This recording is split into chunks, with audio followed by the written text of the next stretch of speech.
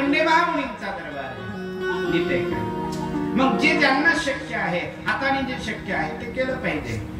देवाला ते जे केलेली सेवा ते त्याला मान्य होत असते, माणसाला नाही. कळलं का? माणूस मला चांगलं म्हणणार म्हणून नाही करायचं. कळलं का? व्यक्ती मला चांगलं म्हणतोय म्हणून नाही करायचंय, त्याच्या नजरेत मी चांगला बनलो पाहिजे. बस, माणसाच्या नजरेत चांगलं बनायची गरज नाही महाराज. कळलं का? एक वेळेला समाजाच्या नजरेत तुम्ही पडला तर चालेल. नीट आहे का? माणसाच्या नजरेत न पडला तर चालेल, पण माझ्या भगवंताच्या नजरेतून जर पडला तर तुम्ही कोणत्याच कामाचे राहत नाही. लक्षात ठेवा. त्याच्या नजरेतून नका पडू, त्याच्या नजरेतून नाही पडायचं. मी भागवतात उदाहरण दिलं होतं की भगवान गोपाल कृष्ण स्वतः महाराज अग्रपूजेचं मान घेण्या अगोदर आधी काम घेतात. मला काम द्या, काय काम आहे? अग्रपूजेचं मान तर नंतर घेईन मी. मग पहिलं काम येणाऱ्या लोकांचे जोडे पुसणं. येणाऱ्या लोकांच्या जे वाहनं असतात ना पायातल्या, त्या पुसायच्या, व्यवस्थित टेबलवर लावायच्या आणि त्याच्यानंतर त्यांना आतमध्ये सोडायचं. हे काम माझ्या भगवंतांनी महाभारताच्या प्रसंगात केलंय. जर देव हे करतो, आपण काय नाही करू शकत. कळलं का? करायला पाहिजे. सेवा महत्वाचा विषय. आपण किती सुंदर दिसतो, नीट आहे का? सुंदर दिसण्याला महत्व नाही. गाडगे महाराज दिसायला किती सुंदर होते. वस्त्र घातले म्हणजे सुंदर झाले अजिबात नाही. नीट आहे का? तो तुमच्या मनाचा भ्रम आहे की नाही चांगलं दिसलं पाहिजे, व्यवस्थित दिसलं पाहिजे, टकाटक असलं पाहिजे. नीट आहे का? त्याच्या मागे तेवढे गुणही असले पाहिजे. वंदनीय महाराज श्री गाडगे महाराज अंगावर चिंदी धारण करायचे, नवे वस्त्र दानात देऊन द्यायचे, पण अंगात ठिगळ ठिगळ लावलेले चिंदी धारण करायचे. पण आज अख्ख्या भारतात ज्यांचं नाव आहे कपड्यामुळे नाही, त्यांच्या कर्तृत्वामुळे. लक्षात ठेवा. कळलं? कपडे घालणारे तर खूप आहेत, त्यांना ओळखणार पण नाही कोणी, पण महाराजांना आज जगत ओळखतं. राष्ट्रसंत तुकडोजी महाराजांनी गुडघ्याच्या वरच धोतर नेसलं शेवटपर्यंत. गुडघ्याच्या वर बघा कधी फोटो मिळाला तर. आणि एक ती बगलबंदी अंगामध्ये असायची. मला सांगायचं हे आहे की महाराज म्हणतात सुंदर दिखता है तो क्या है तूने. वरून किती कुरूप असा तुम्ही, वरून किती कुरूप असा, पण तुमच्या जीवनामध्ये जर सेवेचं गुण असेल ना, नीट आहे का? इथेच म्हणून नाही, कुठेही अंगी सेवा असली पाहिजे. मंडपात आल्यानंतर, धार्मिक क्षेत्रात आल्यानंतर तर कराच करा, पण बाकी ठिकाणी आपला भाव जो आहे तो सेवाभावी भाव असला पाहिजे. आणि मी तुम्हाला एक सांगताना मला खंत वाटतंय. आज समाजामध्ये आपण बहुता पाहतोय लोकांच्या मनात सेवा करायची धारणा नसते. नीट आहे का? बहुतांश लोकांच्या मनात सेवा करायची धारणा नसते. सेवक बनायला कोणीच तयार नाही, मालक बनायला सगळेच तयार आहे. नीट आहे? मालकाला ती किंमत नाही जी किंमत सेवकाला आहे. नीट आहे? तुम्ही तुमचं कर्तव्य जर केलात ना तर ते कर्तव्य निश्चित तुम्हाला त्या पदापर्यंत नेतो. म्हणून मालक बनायच्या भानगडीत पडू नका, सेवक बनायच्या भानगडीत पडा. नीट आहे का? माझा परमात्मा स्वतः सेवक बनतोय महाभारताच्या प्रसंगामध्ये, आणि माझा परमात्मा येणाऱ्या लोकांच्या कोण देवादिदेव भगवान जगतपती असणारा येणाऱ्या सगळ्या व्यक्तींचे चप्पल साफ करतोय, वाहन साफ करतोय, जोडे साफ करतोय. नीट आहे का? त्या जीवनातून आपण हेच घेतलं पाहिजे. मग परमात्मा जर सेवा करायला लाजत नाही, मग आम्हीच का लाजावं? नीट आहे का? बाप, मी बोलत होतो की मग धन खूप कमावा, पण जोडून या धन उत्तम व्यवहारे, उदास विचारे वेच करी. तो कुठल्या ना कुठल्या तरी सेवेत लागला पाहिजे. कुठल्या तरी. मला आज सकाळी निरोप मिळाला म्हणजे विषय निघाला होता. एक कोणीतरी दादा एकूण कुठल्या तरी गावावरून येतात, त्यांना व्यवस्थित चालणं पण होत नाही. असं म्हणतात सगळ्यांच्या आधी येतात आणि सगळे जेवल्याच्या नंतर एकटे जातात. नीट आहे का? 20-30 किलोमीटर अंतरावरून येतात. मी पण बघितलंय त्यांना. असू शकतात कुठे ना कुठेतरी एक ना एक तरी असतो. याचा अर्थ आपण बाकीचे करत नाही असं मला म्हणायचं नाही. आपणही करता, कायिक वाचिक मानसिक जे ज्याला जे शक्य आहे ते आपण करतोय. कोणी अन्नदान करतंय. नीट आहे का? कोणी मनाने प्रसन्न होतोय, मनाने आशीर्वाद देऊन जातोय. कोणी भोजन ग्रहण करून तृप्त होतोय, तो आशीर्वाद देऊन जातोय. नीट आहे का? हे प्रत्येक व्यक्ती काही ना काही कार्य करतायत. पण मी आवर्जून का सांगतोय की काही जरी असलं तरी सेवेचा चान्स मागितला पाहिजे. महाराज आम्ही काय सेवा करू सांगा? ही परंपरा आहे आपली भारतीय. एखादा साधू जर असला ना, साधूच्या पुढे कसं बसावं, कसं जावं, कसं राहावं, ह्या सुद्धा टिप्स दिलेल्या आहे शास्त्रामध्ये. हे सुद्धा साहित्य सांगितलंय. आपण आपल्या घरी वापरतो, घरी व्यवहार करतो, तसा व्यवहार साधूशी नसावा. साधू साधूच असतो. नीट आहे का? घरी आलेला अतिथी अतिथीच असतो. नीट आहे का? आपली स्थिती तशीच असली पाहिजे. मग तो तुमच्या घरी रात्री 12 वाजता जरी आलेला असेल ना, मग तो साधूच असला पाहिजे असं नाही. पण त्यावेळेला जर तुमच्याकडे आलं, तुमचं कर्तव्य आहे. आम्ही जेवून ताट उघडे करून ठेवले महाराज, आता आमच्या घरात अन्न नाही. ग्रस्ताचा धर्म आहे. आलेल्या अतिथीला भोजन देणे हे तुमचं कर्तव्य आहे. म्हणून कुठेही जरी आपण आमच्याकडे तुम्ही या, आमच्या सानिध्यात असणारे गडगंज श्रीमंत असणारे लोक हात दोन्ही असेच असतात. बाबा काय सेवा करायची? महाराज सेवा काय करायची सांगा. नीट आहे का? हे जोडलेलेच असतात. काय सेवा करायची त्याला सेवा म्हणतात. आणि नुसते जोडून मागे जात नाही, दिलेली सेवा पूर्ण करतात आणि जबाबदारीने पार पाडतात. आवश्यक आहे ते. पण सगळेच नाही. बोटावर मोजणे इतक्या लोकांचं उदाहरण देतोय मी, की ज्यांना कळतंय अध्यात्म, धर्म काय, नीती काय, शास्त्र काय, साधू काय, हे ज्यांना कळतं, हे त्यांच्या हात असे असतात. महाराज आज्ञा करा, काय करायचं, काय सेवा करायची. असे बरेच माणसं देईल मी तुम्हाला निवडून, की ज्यांचे नेहमीचे बोल हे असतात. सांगा काय सेवा करू. मग जे धन आपण कमावतोय त्यातला 10वा हिस्सा सेवेत गेला पाहिजे. मग तो साधूच्या सेवेत असो, आई वडिलांच्या सेवेत असो, अनाथालयाच्या सेवेत असो, सत्संगामध्ये असो, अन्नदानामध्ये असो, कुठे ना कुठेतरी आपल्या जीवनातला 10वा हिस्सा काढता आला पाहिजे. आणि मी एक आवर्जून सांगून जाईन आज, नीट आहे का? प्रत्येक व्यक्तीने ज्या व्यक्तींच्या मनामध्ये ही कथा गोष्टी आहे, कथा घर करून जाते. काल कथा झाल्यानंतर 2-3 मुलं येऊन भेटत होते, की म्हणत होते महाराज कथा जी आहे ते अगदी हृदयाला लागून जाते. खरंच जर हृदयाला कथा लागते ना, हे शब्द जर हृदयामध्ये घुसते ना, तर हा भाव तुमच्या डोक्यात नेहमी ठेवा. जोपर्यंत जीवात जीव आहे तोपर्यंत हा हात दानासाठी असाच असला पाहिजे. कधी असा संकुचित झाला नाही पाहिजे. बहिणाबाई म्हणतात ना, धावा ऐकून आडला त्याने पाय म्हणू नये. आमच्या विदर्भाच्या भाषेत लेख आहे, कविता आहे ती. धावा ऐकून आडला त्याला पाय म्हणू नये. दान दात्याला देताना हात आडलाय त्याला हात म्हणू नये. महाराज कळलं का? हात महाराज सांगतात, हातामध्ये तुम्ही किती कंगण सोन्याचे घातले हे महत्वाचं नाही. हातामध्ये किती सोनं हे महत्वाचं नाही. या हाताने तुम्ही किती दान केलं हे खरं सोनं आहे. तुमच्या जीवनात जे सोबत येणार आहे. कळलं का? हे तर सोनं कदाचित एका दिवशी चोर लुटून येतील, पण ते सोनं कोणीच नेणार नाही. स्नानेन शुद्धीर्न तुचंदनेन. महाराज सांगतात, बाबा स्नान केल्याशिवाय शुद्ध होत नाही. सगळ्या अंगाला तू चंदन लावून घातलंय ठीक आहे, पण स्नानच करावं लागतं. हाताला कंगन आहे, हाताची शोभा कंगनाने नाही, हाताची शोभा दानाने होते. म्हणून राजा बली, कालच्या कथेमध्ये राजा बलीने भूमिदान केलंय. आणि सर्वश्रेष्ठ दान जर असेल ना तर भूमिदान आहे. नीट आहे.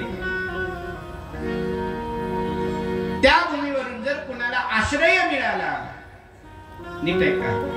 जोपर्यंत तो आश्रयाला आहे, वास्तव्याला आहे, तोपर्यंतच पुण्य ते तुमच्या पदरी पडत असतं. ज्यांनी भूदान केलंय, भूमिदान केलेली आहे, जगादान केलेली आहे. नीट आहे का? कारण हे दान कधी न संपणार आहे. यावत चंद्र दिवा करो, जोपर्यंत सूर्य आणि चंद्र आहे तोपर्यंत भूमी आहे. आणि भूमी जोपर्यंत आहे हे पुण्य तुमच्या पदरी पडणार आहे. नीट आहे का? वस्त्र दिलंय, अंगभर वस्त्र आहे, 12 महिने 2 वर्षात फाटणार आहे.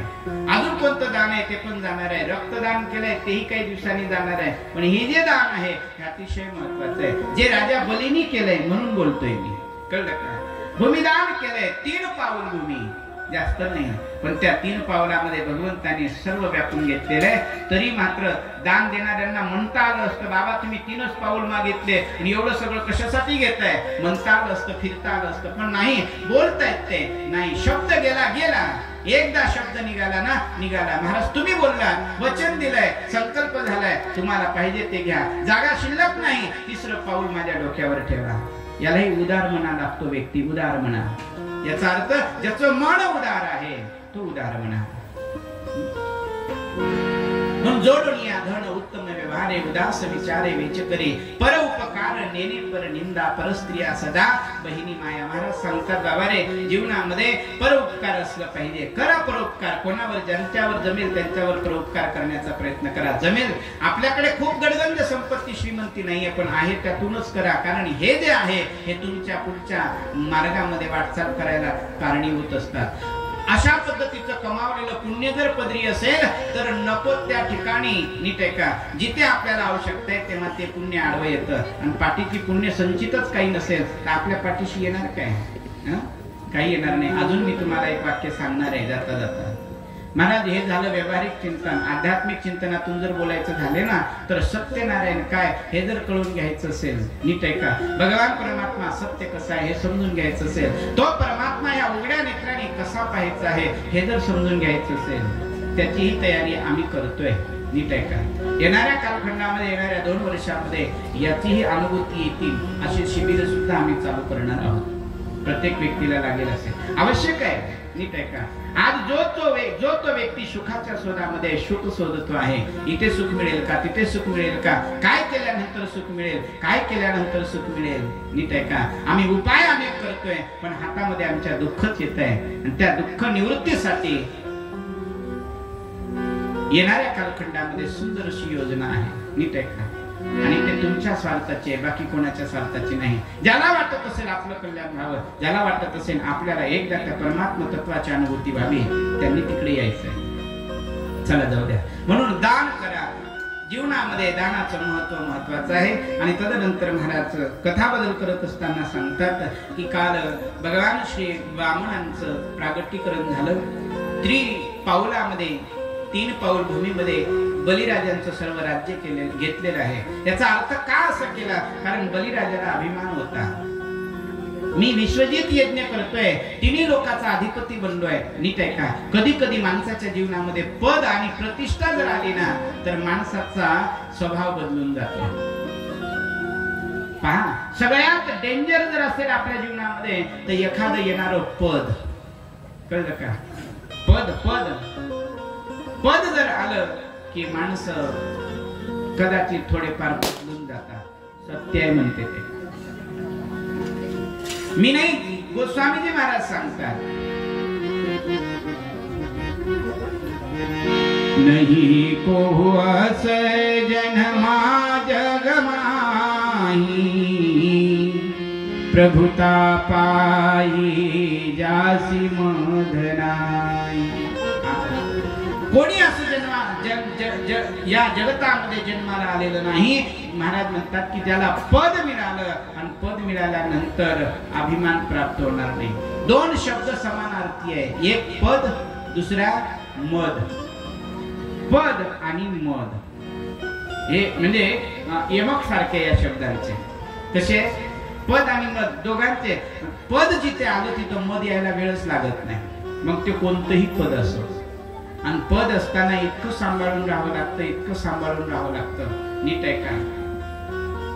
नाही तर कधी खाली येऊ सांगता येणार नाही. इंद्रासारखा, रावणासारखा, रावणाला पदप्राप्ती झाली होती.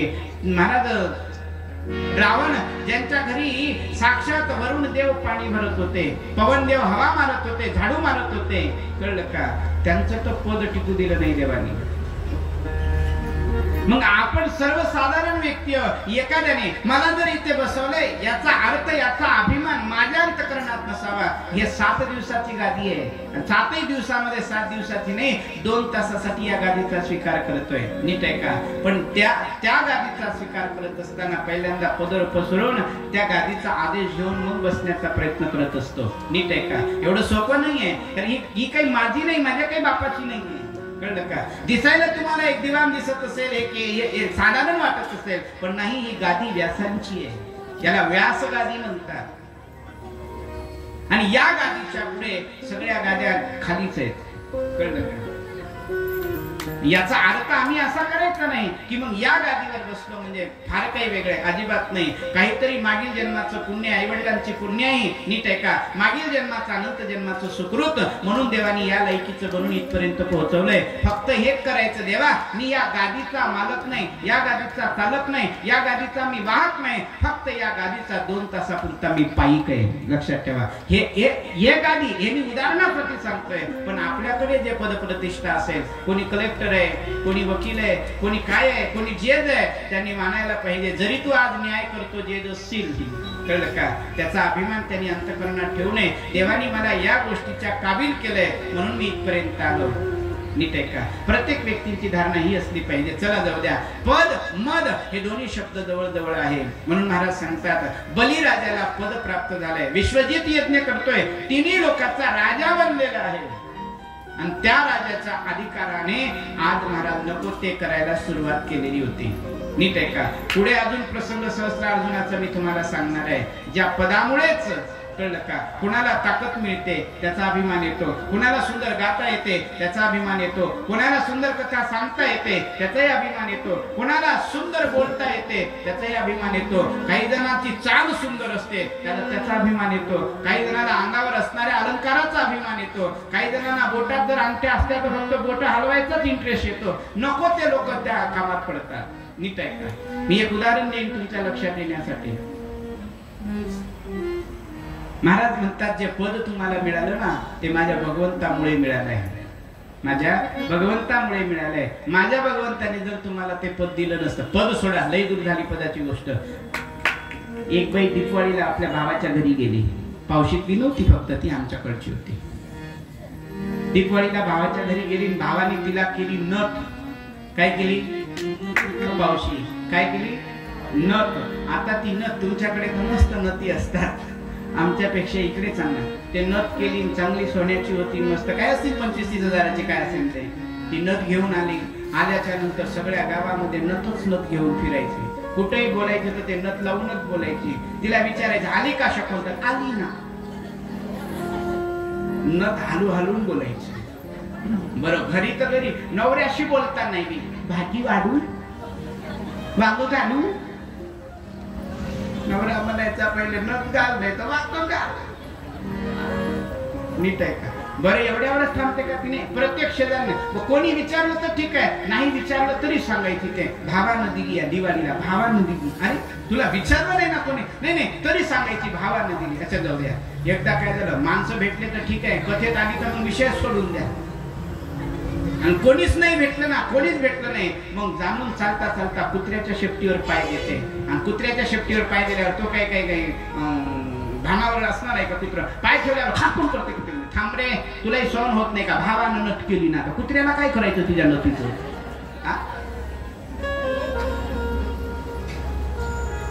मी विनोदासाठी सांगत नाही, कुत्र्याला काय करायचं तरी पण ती बोलते. एवढा अभिमान तिला भावानी दिलेल्या नतीचा. काय अभिमान कशाचा? भावानी दिलेल्या नतीच्या. पण कबीरदासजी महाराज सांगतात, हे बाई, भावानी दिलेल्या नतीचा एवढा तुला स्वाभिमान आहे, जरा विचार करून पाहिजे ना. काय?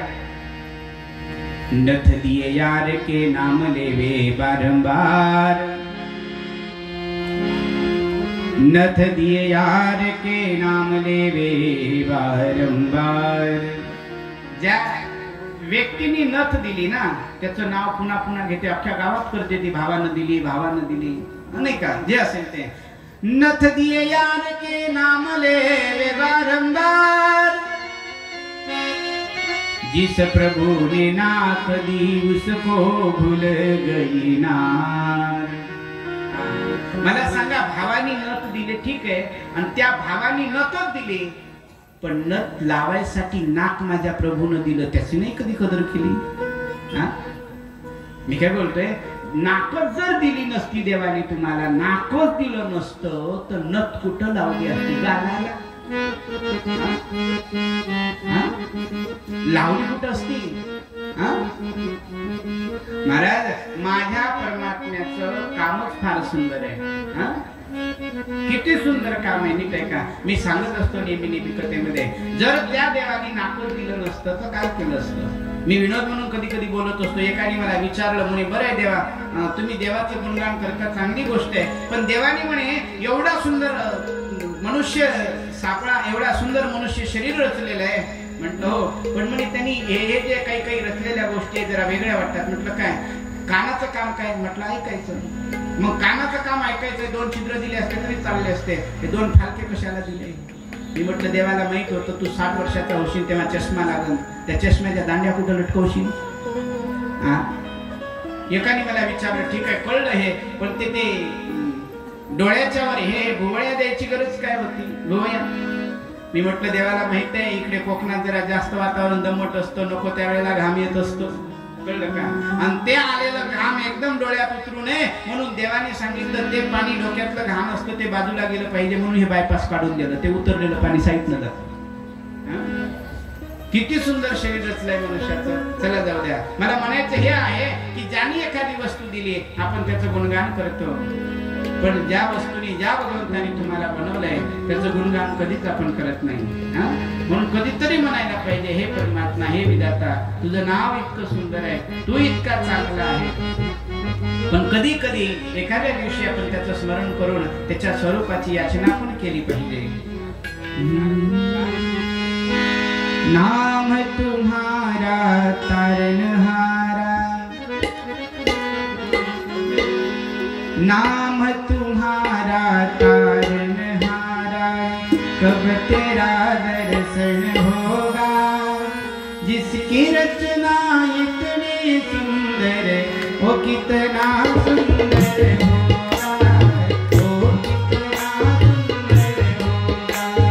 नाम तुम्हारा तारनहारा, कब तेरा दर्शन होगा, जिसकी रचना इतनी सुंदर, वो कितना सुंदर होगा, वो कितना सुंदर होगा. नाम तुम्हारा तारनहारा.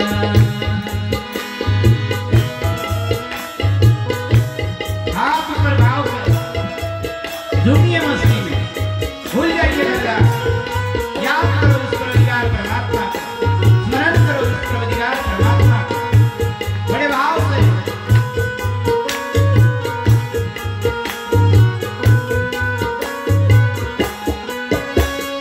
सुर नर मुनि जन दिन चरणों का हरदम ध्यान लगाते हैं, जो भी तेरे दर पे आता मनवांछित फल पाते हैं, मनवांछित फल पाते हैं, मनवांछित फल पाते हैं.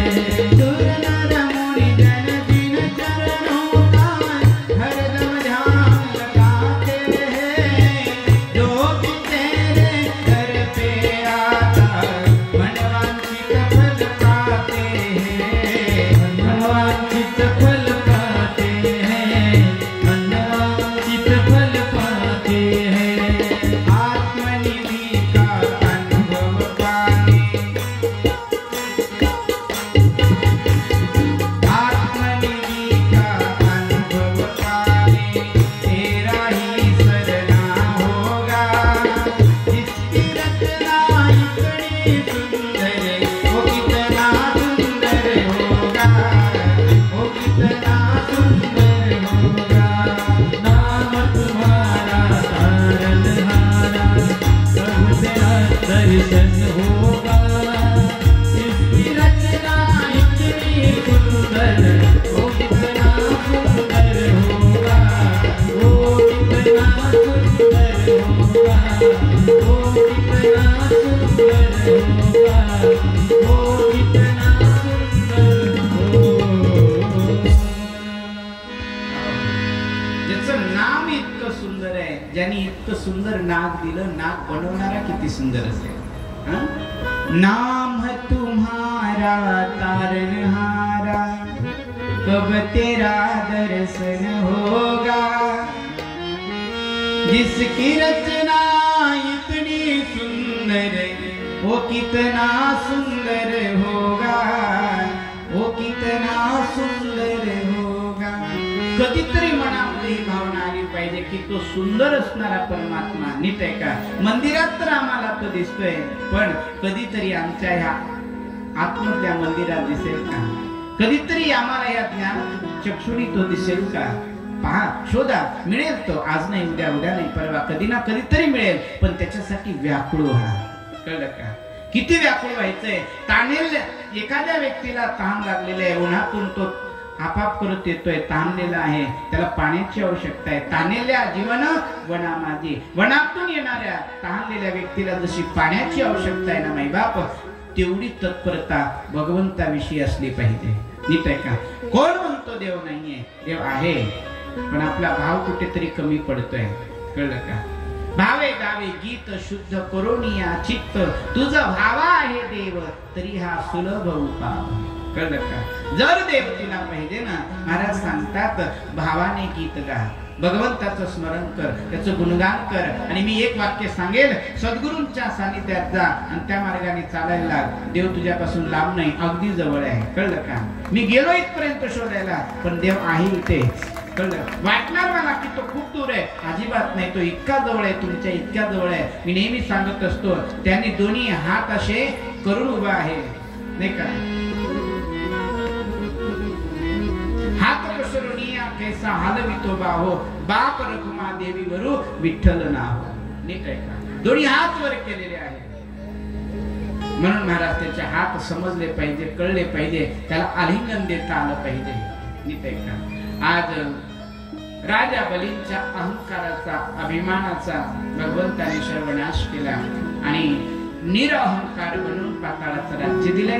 आणि तदनंतर ते कथेचा बदल होतो. या कथेमध्ये वामन अवताराची कथा झाल्यानंतर एक सुंदर कथा येते, ते भगवान श्री परशुरामाची. नाव तसं त्यांचं राम आहे. भगवान शिवाची आराधना करतात. भगवान शिवाची आराधना केल्यानंतर त्यांच्या जीवनामध्ये एक परशु तयार होतो किंवा परशु प्राप्त होतो, म्हणून त्यांना परशुराम म्हणतात. तेव्हापासून पहिलं नाव तसं रामच आहे. पण भगवान शिवाची आराधना केली. भगवान शिवाने प्रसन्न होऊन धनुष्य बाण दाता आणि हातामध्ये असणार परशु दिलाय. तो परशु परशुरामाच्या हातात, म्हणजे धनुष्य दिलेलं होतं भगवान शिवाने, ते धनुष्य जनकांच्या द्वारात ऐकलंय. पण रामकथेमध्ये जे शिवधनुभंग केलेला होता, त्यावेळेला बाबा भडकले होते. ती कथा ती तेव्हा सांगितली होती. आणि उद्याच्या कथेमध्ये थोडी रामकथा येतेच, उद्याच्या कथेमध्ये थोडी कृष्ण कथा येतेच, कारण अवताराची कथा सुरू आहे. नीट आहे का? महाराज सांगतात की भगवान श्री परशुराम जमदाग्नी ऋषींच्या आणि माता रेणुकेच्या घरी प्रगट झाले. बोलिये परशुराम भगवान की जय. कथा तशी खूप मोठी आहे. 7 दिवस स्पेशल परशुराम महाराजांचं चरित्र सांगितलं तरी संपणार नाही. कळलं का? पण इथे अवतार कथा चालू असल्यामुळे अवताराचं निमित्त म्हणून थोड्या कथा मी तुमच्या समोर ठेवणार आहे. विष्णू पुराणामध्ये वर्णन येतं, भगवान श्री परशुराम जमदाग्नी ऋषींच्या घरी प्रगट होतात. नीट आहे का? आणि प्रगट झाल्यानंतर जमदाग्नी आपल्या शिष्यांना विद्या दान करतात. मग शस्त्रविद्या असेल, वेदविद्या असेल, श्रीविद्या असेल, सगळ्या विद्यांचं दान करतात. तेवढ्यामध्ये एके दिवशी परशुरामाचं आणि जमदाग्नीचं खटकतं. का खटकतं? त्याचं कारण एक आहे, त्यांच्या घरी सुशीला नावाची गाय आहे, जी कामधेनू आहे. कळलं का? तिचं एक नाव सुशीलाही आहे, एका त्या ठिकाणी अनामिकाही म्हटलेलं आहे. आणि ती असणारी कामधेनू गाय एके दिवशी सहस्त्रार्जुन नावाचा राजा आहे, त्याचे 4 चिरंजीव महाराजांच्या आश्रमात येतात. जमदाग्नी ऋषींच्या आश्रमात येतात. आश्रमात आल्याच्या नंतर भोजनाची इच्छा करतात. ऋषींना वाटलं राजकुमार आपल्या कुटियेत आले, आश्रमात आले. तुम्हाला जसा आनंद होत असतो ना आपल्या घरी कोणी आलेल्याचा, तसं साधू संतांना, ऋषी मुनींनाही आनंद होतो आपल्या मठात, आपल्या आश्रमात कोणीतरी आल्याचा. त्यांनाही मन भावना आहे, त्यांनाही इच्छा आहे. ऋषींना खूप आनंद झाला, जमदाग्नी ऋषींना. पण नियम असा आहे, आश्रमात गेल्याच्या नंतर आलेल्या अतिथीने आश्रमामध्ये आश्रमासारखंच असावं. कळलं का? कारण तिथेही जरी आपण गेलोय तर नियम असा आहे, साधूंच्या सेवेत गेल्यानंतर अपेक्षा साधू पासून सेवा घेण्याची नसावी. कळलं का? आपण जातोय ती सेवा करण्याकरता. आपल्या जीवनातून आपण वेळ काढून टाइम काढून संतांच्या सानिध्यामध्ये जर जात असेल तर सेवा करण्यासाठी, सेवेचा आस्वाद घेण्यासाठी, त्यांच्या भक्तीचा सुगंध अनुभवण्यासाठी, त्यांनी केलेल्या त्याग तपस्येचे परमाणु प्राप्त करण्यासाठी, त्यांनी केलेल्या साधनेचे काही कण आम्हाला मिळावे या भावनेने आपण तिथे जात असतो. त्याला तीर्थ म्हणतात. कळलं का? तीर्थावर जातो आपण, गंगा नहाण्यासाठी जातो. याचा अर्थ काय? तीर्थावर जाणे म्हणजे तिथं असणाऱ्या परमाणूंची प्राप्ती करण्याकरता. मग तीर्थावर जात असताना तीर्थ हे भाव घेऊन गेलो पाहिजे. पिकनिक भाव घेऊन गेला तर तुम्हाला तिथं तीर्थही मिळणार नाही आणि मूर्तही मिळणार नाही. तिथे भाव आपला परमार्थाचा भाव असला पाहिजे, तीर्थयात्रेचा भाव असला पाहिजे. पायी तीर्थयात्रा घडो राम नाम, नाही का? महाराज सांगतात पायी तीर्थयात्रा घडल्या पाहिजे, मुखी रामनाम असलं पाहिजे. कळलं का? हा नियम व्यक्तीचा असला पाहिजे. नीट आहे का? मग आश्रमात तर आले चारही, पण जरा वेगळ्या पद्धतीने वागतात. का वागतात? त्यांना वाटतं की साधूंनी आमची सेवा करावी. नीट आहे का? अस्तिन राजाची मुलं पण मूर्खता करतायत. सहस्त्र अर्जुनाचे चिरंजीव आहेत पण मूर्खता करतायत की साधूकडनं आमची व्यवस्था व्हावी. कळलं का? जमदाग्नी ऋषी साधू आहे, संत आहे. आणि जमदाग्नीच्या अर्धांगिनी असणाऱ्या रेणुका मातेने सांगितलंय, बाळा भोजन करणार म्हणे? हा. मठात पाहिलं तर काहीच दिसत नाही, कुठे किचन नाही, कुठे स्वयंपाकाची व्यवस्था नाही. नीट आहे का? काही दिसत नाही. आणि म्हणे आई देणार काय? चिंता करू नका, आमच्याकडे ही कामधेनू गाय आहे जिचं नाव सुशीला आहे. तुम्हाला जे इच्छित भोजन पाहिजे ते फक्त कल्पना करा, ती तुमची कल्पना पुरवणारी ही आमची कामधेनू आहे. कामना पुरवणारी ही कामधेनू आहे. सांगा काय हवंय? त्या चारही बालकांनी सुंदर भोजनाची इच्छा केली. नीट आहे का?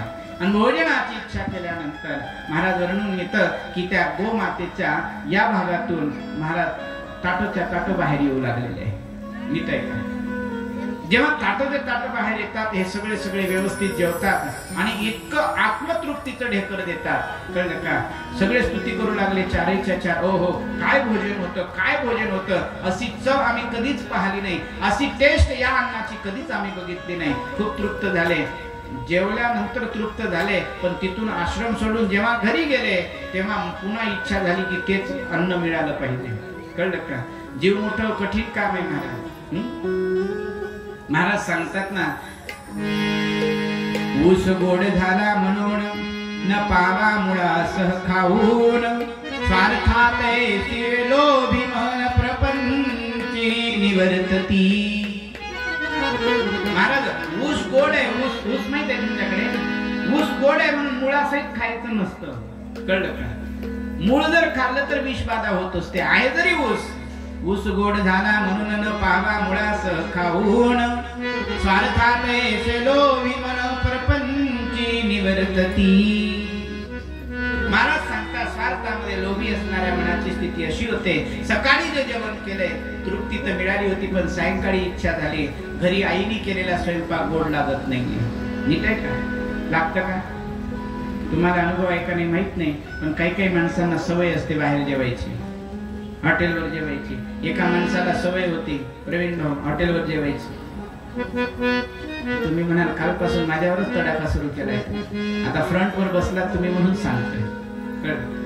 महाराज जेवायला बाहेर जायची सवय होती. घरी आला तिकून ताणून यायचा तो. घरी जेवल्यावर काय गोड लागायचं का? काय केलेली असं उसळ बिसळ ते. जेवायला बसलं की घन घन चपाती काळीच करते, भात शिजूच देत नाही, व्यवस्थित करतच नाही. अरे अरे एक दोन त्या पत्नी एक दिवसाचं ठीक आहे, रोजच सपाटा सुरू, रोजच सपाटा सुरू. एका दिवशी त्या बाईने काय केलं, पतीला जेवायला बसवलं. जेवायला बसवल्याच्या नंतर आणि काव असं का करता तुम्ही? नाही नाही तू करतेच असं म्हणून बोलावं लागतं. नीट आहे का? मी सांगू का तुम्हाला? अजून एक सांगतो. हो पावशीवाले, सुंदर सुंदर जेवण करावं असं वाटत असेल ना, फक्त एक काम करा, यांची स्तुती करत जा, पण ती खरी करत जा. मी म्हटलं म्हणून नाही, बस जेवत असताना अशी स्तुती करा, आहा काय सुंदर स्वयंपाक आहे, खूपच सुंदर, फार सुंदर झालंय. एखाद्या वेळेस जाणून त्यांच्या समोर बोट चोकायच्या. मी सांगतो दुसऱ्या दिवशीचा स्वयंपाक रे विचारूच नका. पण खरं एका गावात असंच सांगितलं प्रवीण भाऊ, मी ते ऐकणारे तुमच्यासारखे नव्हते, पण होते कदाचित. ते घरी गेले. घरी गेल्यानंतर गंमत अशी झाली, महाराजांनी सांगितलं म्हणे स्तुती करायला पाहिजे. आता स्तुती करायची तर कशाची करायची हेही लक्षात असलं पाहिजे. याला रोज बाहेर जेवायची सवय, घरी गेलं की गोडच लागायचं नाही.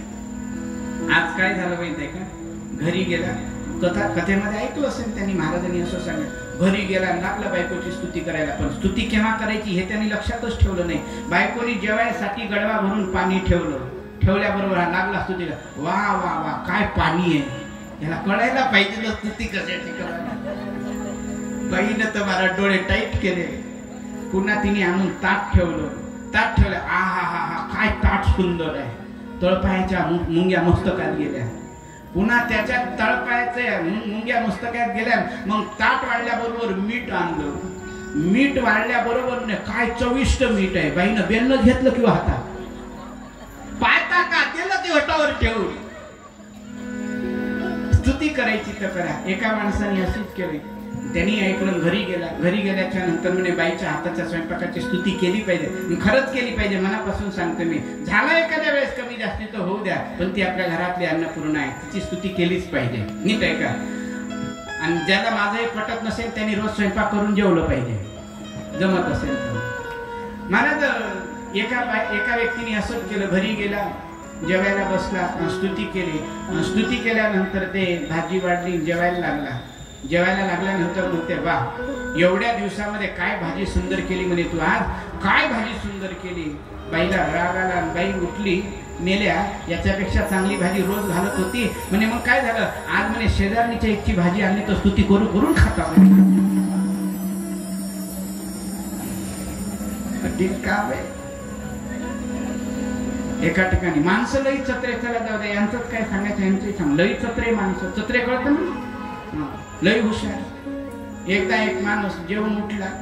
जेवण करत असताना पत्नीला म्हणते, म्हणे का गं, म्हणे काय आज भाजी म्हणे, म्हणजे घरामध्ये ती आणि तिची आई म्हणजे याची सासू, बरोबर आहे ना, सासूच होते का आसू होते, सासू, सासू यांची सासू, दोघी जणी राहत होत्या. तेवढ्याच रोज स्वयंपाक करायची ती. आणि आज जेवणारा महाशय म्हणतो, का ग मला वाटते म्हणे आज भाजी तुझ्या आईनं केली.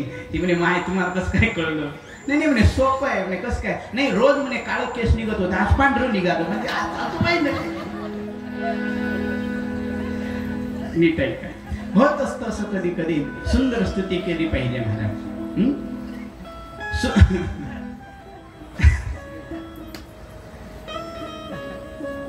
ज्या वेळेला मी बोलत होतो की चारही मुलं घरी गेले आणि घरचं जेवण आज गोड लागत नाही का, इतकं सुंदर स्वादिष्ट भोजन आज आश्रमात ग्रहण केलंय, घरच्या अन्नाची आता चव लागत नाही. त्यावेळेला मग काय होतं माहितीये, महाराज वडिलांनी विचारलं, सहस्त्रार्जुनांनी, बाळांनो काय झालं, जेवत का नाही. आईने सांगितलं आज मुलं जेवत नाही. म्हणजे का जेवत नाही तुम्ही. बाबा जेवायची इच्छाच होत नाही. जोपर्यंत जमदाग्नी ऋषींच्या आश्रमामध्ये असणारी सुशीला नावाची गाय तुम्ही आणणार नाही तोपर्यंत आम्ही जेवणच करणार नाही.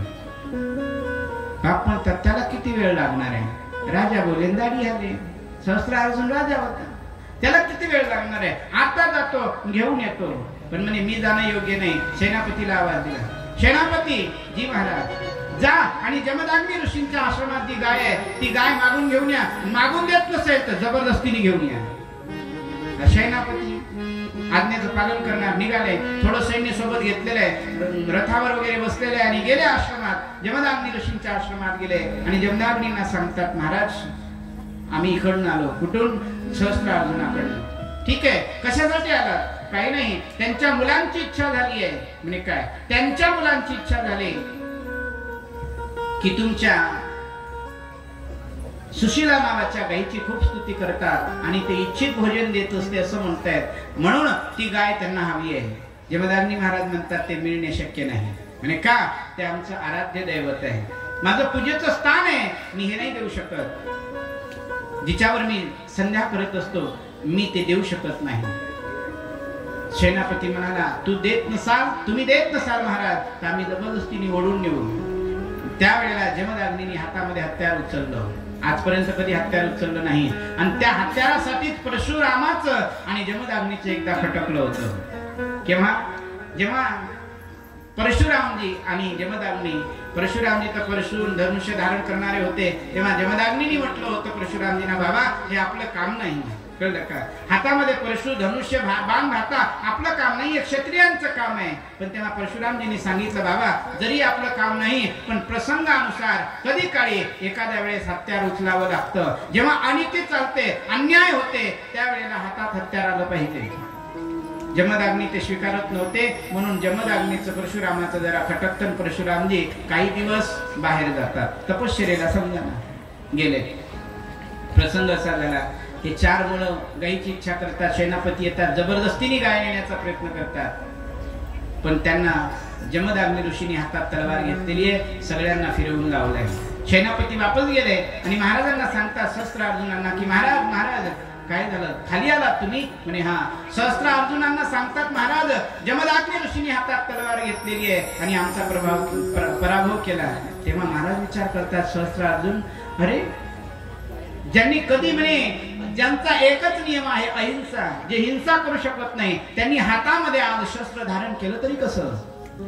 महाराज माहित नाही पण निश्चित केलंय. सहस्त्रार्जुनांना राग आला आणि सहस्त्रार्जुन तसेच उठले. सहस्त्रार्जुन तसे उठल्यानंतर सैन्य सोबत घेतलं, चला कसे जमदाग्नी ऋषी गोमाता देत नाही, आपण गोमाता नाही गाय कशी देत नाही, हे शब्द त्यांचे. जाऊन तरी बघू. सगळे जण येऊ लागले. येत असताना महाराजांच्या आश्रमात आले.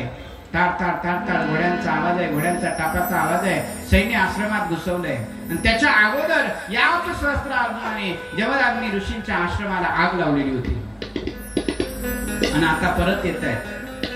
परत येत असताना सांगतात, किती वेळा रक्तरंजित आश्रम केलेला होता सहस्त्रार्जुनाने, कारण त्यांनाही बल मिळालेलं आहे. भगवान श्री विष्णूंनी त्यांना आशीर्वचन दिलेलं आहे. किती सहस्त्र हाताची ताकद त्यांच्या 2 हातामध्ये होती, त्याला सहस्त्रार्जुन म्हणतात. सहस्त्र म्हणजे 1000 हाताची ताकद. महाराज सहस्त्रार्जुन आले, ऋषींच्या समोर उभे झाले आणि म्हणतात, महाराज तुम्हाला माहिती आहे मला सहस्त्रार्जुन म्हणतात. 2-3 वेळा मी तुमच्या आश्रमावर जाळपोळ करून निघून गेलेलो आहोत, हे लक्षात ठेवा. जमदाग्नी म्हणतात, कशासाठी आलात तुम्ही? साधू जवळ येत असताना सभ्यता असली पाहिजे. साधूंच्या सानिध्यात जात असताना आपल्या जीवनामध्ये संस्कार असले पाहिजे. आणि तुम्ही राजा असूनही एकेरी शब्दामध्ये माझ्याशी वार्तालाप करत आहात, हे तुम्हाला शोभनीय नाही महाराज. सहस्त्रार्जुन हसू लागलेला आहे. महाराज मी सहस्त्रार्जुन आहे, 1000 हातांची ताकद माझ्यात आहे. अरे जरी तुझ्या हातात 1000 नाही 10,000ची जरी असेल, पण साधुत्वापेक्षा तुझं लक्षण मोठं नाही. महाराज बोला, इच्छा काय तुमची? इच्छा काही नाही महाराज, ती कामधेनू गाय आहे सुशीला नावाची, ती आमच्या मुलांकरता आवश्यक आहे. महाराज म्हणतात, ते सोडून सगळं काही मागा. ते मी देऊ शकत नाही. नाही महाराज, द्यायचं असेल तर तेच द्या, बाकी आम्हाला काही नको. महाराज म्हणतात, ते मिळणार नाही. मिळणार नाही तर मी जबरदस्तीने नेणार महाराज. जमदाग्नी म्हणतात, हे नेत असताना मी असेपर्यंत गाय तुम्हाला मी नेऊ देणार नाही. सहस्त्रार्जुन म्हणतात, तशी नेऊ देत नाही. हातात खड्ग घेतलं आणि सहस्त्रार्जुन पुढे झाले. जमदाग्नीने हातात तलवार घेतली आणि दोघांमध्ये महाराज घनघोर युद्ध होऊ लागलं. जेव्हा प्रहार होता जमदाग्नी ऋषीवर, महाराज सहस्त्रार्जुनाने प्रहार केला. जमदाग्नी घायल झाले, खाली पडले. रेणुका आईच्या मांडीवर डोकं ठेवलेलं आहे आणि रडू लागले. गोमातेकडे जाऊ लागले. जसे गोमातेकडे जातात तसंच गोमातेच्या अंतःकरणातून वा पोटातून सैन्य बाहेर पडू लागलं. राजाचं जितकं सैन्य त्याच्यापेक्षा 64 सैन्य बाहेर निघालं आणि राजाच्या सैन्याचा पराभव केला. राजाच्या सैन्याचा पराभव केला, राजाचाही पराभव होणार. तेवढ्यात राजाने जमदाग्नी ऋषींच्या गळ्याजवळ तलवार लावली आणि गोमातेला सांगितलं, हे गोमाता, जर तुझं सैन्य तू समेटून घेतलं नाही तर जमदाग्नी ऋषी जिवंत राहणार नाही. जमदाग्नी ऋषी गोमातेला म्हणत होते, गोमाता माझी चिंता करू नको, पण तुझं सैन्य समेटू नको, या राजाची वाट लाव. पण महाराज जमदाग्नीवर खूप प्रेम होतं गोमातेचं सुद्धा. बघा तुम्ही, मूक जनावर जरी असेल ना, तुम्ही त्याच्यावर जसं प्रेम करताना तितकंच प्रेम ते तुमच्यावर करते. ते कोणतंही असो. नीट आहे का? गायीचं तर विशेषच आहे, पण तुम्ही ज्या तुमची भाषा काही दिवसानं ते जनावर समजू लागतं. नीट आहे का? तुम्ही जसं बोलता तसं कृत्य करू लागतं. नीट आहे का? महाराज सांगतात जमदाग्नीचे गोमाता बोलत नव्हती, पण जमदाग्नीचे वचन तिच्या लक्षात येत होते. पण तिने आपले जे सैन्य होते ते सगळं समेटून घेतलं आणि जमदाग्नी ऋषींच्या गळ्यावर असणारी तलवार ती काढायला लावली. कोणाला? सहस्त्रार्जुनाला. मग सहस्त्रार्जुनाने ते सैन्य गेल्यानंतर जबरदस्तीने कामधेनू गाय घेतलेली आहे. नीट आहे का? काय घेतली? कामधेनू गाय घेतलेली आहे जबरदस्तीने. आणि जबरदस्तीने कामधेनू गाय घेऊन जात असताना जमदाग्नी ऋषी रडू लागलेले आहेत. नीट आहे का? जमदाग्नी ऋषी रडत आहेत. रडत असताना मध्ये एक प्रसंग निर्माण झाला. नीट आहे का? प्रसंग असा निर्माण झाला, महाराज जमदाग्नी तर घायल झालेलेच होते. त्यावेळेला महाराज परशुरामजी येतात. परशुरामजी आल्यानंतर बघतात आपले वडील घायल झालेले दिसले आणि आज परशुरामजी जमदाग्नीला बोलतायत, बाबा मी म्हणत होतो ना तुम्हाला, मी म्हणत होतो की हातामध्ये कधी ना कधीतरी आपल्या संरक्षणासाठी शस्त्र उचललं पाहिजे. तुम्ही शस्त्र उचलत नव्हते. शेवटी नाही बाळा, तू म्हणत होतास तेच कामात पडलेले आहे. जमदाग्नीचे वाक्य ऐकले आणि परशुरामाला क्रोध आला. परशुराम तसेच घरी जातात. कोणाच्या? सहस्त्रार्जुनाच्या. जिथे गाय नेऊन बांधलेली आहे तिथे सहस्त्रार्जुनाचे चारही मुलं उपस्थित आहे. आणि चारही मुलं उपस्थित असताना परशुरामाने बघितलं आणि परशुराम त्या चारही मुलांना सांगतात, बाबांनो आमची गाय ती आम्हाला परत करा. तुमच्या या अपवित्र जागेमध्ये आमची गोमाता राहू शकणार नाही. आमची गोमाता आम्हाला परत करा. चार मुलांनी परशुरामाला पाहिलं, पटापट बाजूला झाले. त्यांना माहित होतं ह्या बाबाची जर एकदा क्रोध वाढला, काय झालं, एकदा जर क्रोध वाढला ना तर महाराज म्हणतात परशुराम बाबा कोणाचं ऐकणार नाही. त्यावेळेला चारही भावंड बाजूला झाले आणि परशुरामाने ती गोमाता घेतली, घरी आली. घरी आल्यानंतर इकडे सहस्त्र अर्जुनाचा जो पहारा होता तो फार वाढलेला आहे, क्रोधायमान झालेला आहे. पुन्हा त्याने जमदाग्नी ऋषींच्या आश्रमावर घाला घालण्याचा प्रयत्न केला आणि आल्यानंतर धमकी दिली, महाराज तुम्हाला जर वाटत असेल इथून पुढे तुमचा आश्रम रक्तरंजित होऊ नये, तुमच्या साधकांची हत्या होऊ नये असं जर वाटत असेल, एक तर मला तुमची गोमाता दान करा, मला द्या, किंबहुना नंतर लक्ष आईसाहेब रेणुकेकडे गेलेले आहे. नीट आहे का? एके दिवशी रेणुका माता, माझ्याकडे बघताय ना तुम्ही, एके दिवशी रेणुका माता सहस्त्र अर्जुनांना समजावण्याकरता सहस्त्र अर्जुनाच्या घरी जाते. नीट आहे का? वेळ सायंकाळची आहे आणि त्यावेळेला सहस्त्र अर्जुनांना समजावण्याकरता जाते. सहस्त्र अर्जुनाच्या घरी आतमध्ये जात असताना सहस्त्र अर्जुनाला वाटलं की ही महान पतिव्रता असणारी आपल्या दरबारामध्ये आलेली आहे, पण तो ह्या दृष्टीने पाहत नव्हता. काही काही माणसांची दृष्टी जी असते ही दृष्टीच लक्षात येत असते की ती दृष्टी आहे कशी. काही माणसं वक्रदृष्टीवाले असतात, काही माणसं अंतरदृष्टीवाले असतात. नीट आहे का? या दृष्टीचे अनेक प्रकार आहे. आज या सहस्त्र अर्जुनाची दृष्टी वक्रदृष्टी आहे. महाराज विष्णू पुराणामध्ये वर्णन केलेलं आहे, माणसं कधी कधी स्त्रियांकडे पाहत असताना केवळ एका दृष्टीने पाहतात, पण विष्णू पुराण सांगतं स्त्रीकडे केवळ काम आणि वासना याच दृष्टीने बघू नये, ती पूज्य दृष्टीने सुद्धा बघितली पाहिजे. कारण स्त्रीमध्ये अनेक गुण आहे, एकच नाही. कळलं का? तिच्यात मातृत्वाचं गुण आहे, तिच्यामध्ये भगिनीचं गुण आहे, तिच्यामध्ये अनेक गुण आहे. त्या गुणाचं अवलोकन केलं पाहिजे, दर्शन केलं पाहिजे. केवळ कामपूर्तीचं आणि वासनापूर्तीचं साधन म्हणजे स्त्री नाही. नीट आहे का? तुमच्या जीवनामध्ये तुमच्या सोबत पावलो पावले परमार्थाचा उजाळा देणारं एक महत्वाचं काम करते, ती म्हणजे स्त्री. नीट आहे का? पण सहस्त्र अर्जुन एवढा मोठा राजा आहे, सहस्त्र हाताची ताकद आहे, पण दृष्टी मात्र नीच आहे. नीट आहे का? ज्या वेळेला महाराज आईसाहेब दरबारामध्ये येतात, त्यांच्या आतमध्ये येतात, प्रसंग असा दाखवतात की आईसाहेब म्हणतायत, सहस्त्र अर्जुन मी एक पतिव्रता नारी तुझ्यापर्यंत आली. अरे आश्रमात राहणारे आम्ही साधू आहोत, आम्ही तुझं काही एक बिघडवलेलं नाही. मी सांगते रक्तरंजित इतिहास करण्यापेक्षा तू आमच्या आश्रमाचा नाद सोड. सहस्त्र अर्जुन हसू लागला. हेच सांगण्याकरता तू इथे आलीस? हेच? हे देवी सोड त्या जमदाग्नीला. काय पडलंय त्याच्या मागे? तुझ्यासारखी स्वरूपवान गुणवान शीलवान असणारी स्त्री त्या जमदाग्नी दाढीवाल्या बाबाच्या आश्रमासोबत नाही. हे राजमहाल तुझ्यासाठी खुलं आहे. बोल काय इच्छा आहे? माता रेणुकाची तळपायाची आग मस्तकात गेली. दृष्टा नराधमा, तुला काय वाटतं? अरे मी आली कशासाठी? तुझ्याजवळ आली मी शांतीचा निरोप घेऊन आली आहे. साधूच्या नादाला लागू नको, साधूच्या वाटेला जाऊ नकोस. नीट आहे, ते जमदाग्नी आहे. एक वेळेला अग्नीला हातात धरलेलं बरं राहील, पण जमदाग्नीच्या नादाला लागू नकोस. कुळ खानदानाचा सत्यानाश करून घेशील. पण मी बोलून गेलो ना, जिथे पद असतं त्या व्यक्तीवर बाकी शब्दांचे प्रभाव पडत नाही. कारण सध्या आपल्या जो मात आहे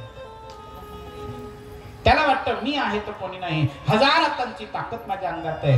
सहस्त्र अर्जुन म्हणतो, देवी तू आलीस खरी, येताना तुझ्या मर्जीने आलीस, पण जाताना तुला माझ्या मर्जीने जावं लागणार आहे. हसू लागली देवी. डोकं फिरलंय तुझं, माथे फिरू झालास.